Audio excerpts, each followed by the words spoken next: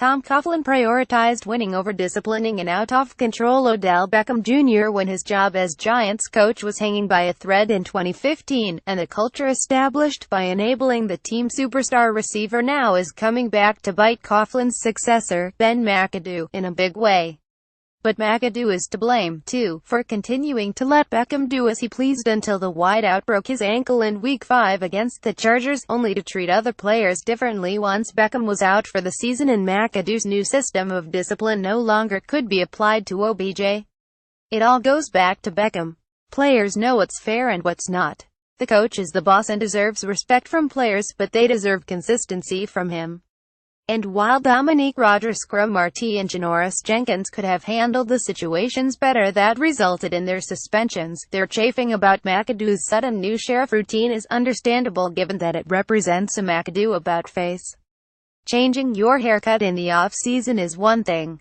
Changing your consequences for players and only some players, is another. Bill Kistroup Coughlin started the enabling by letting Beckham turn that 2015 Week 15 game against Josh Norman and the Carolina Panthers into a street fight and never sitting Beckham down. Beckham vs. Norman escalated, and eventually Beckham launched himself helmet-to-helmet into the Panthers' corner. But Coughlin never acted because he was desperate on the way to a fourth straight season without a playoff appearance, and the only reason Beckham was disciplined at all for his disgusting and unacceptable behavior was because the NFL stepped in with a one-week suspension.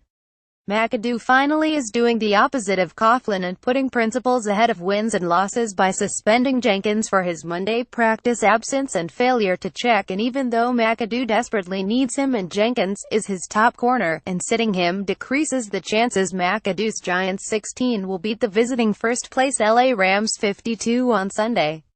The problem is McAdoo spent his rookie 2016 season letting Beckham do whatever he wanted, docking him no playing time for any of his outbursts, including punching a hole in the wall at Lambeau Field after the wild-card playoff loss in Green Bay.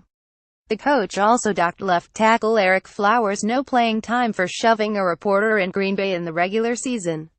Mitchell left Getty Images Beckham, well aware there are never playing time consequences for his actions, then pretended to pee like a dog in the end zone in Week 3 of this season in Philadelphia.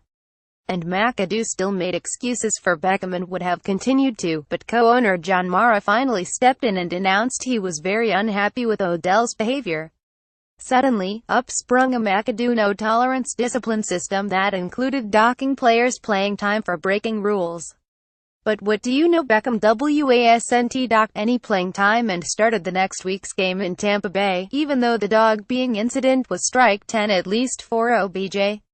But you know who did receive discipline? Corner Eli Apple, docked 3 series in Week 5 against the Chargers, reportedly for talking back to a coach at practice. Rodgers-Cromartie, for several alleged practice and game violations, including an outburst during that same Week 5 loss. Now Jenkins. Julio Cortez added that imagine if Beckham had returned late from that January Miami boat trip, 6 days before the Giants' playoff game, and missed a practice or meeting.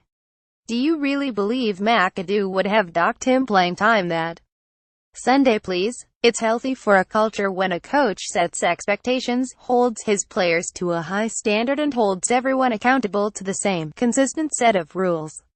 And that's what McAdoo said he told the players he was doing when he met with them Wednesday morning.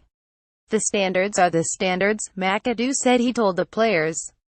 The win-loss record doesn't change it. Your feelings don't change it. Travel plans don't change it. The standards are the standards and they're going to stay high and we're going to hold each other accountable. But what McAdoo left out is what does seem to change it is who you are. Are you Odell Beckham Jr., or are you someone else? Until next season at least, we won't know the answer, if McAdoo is here to provide it, that is.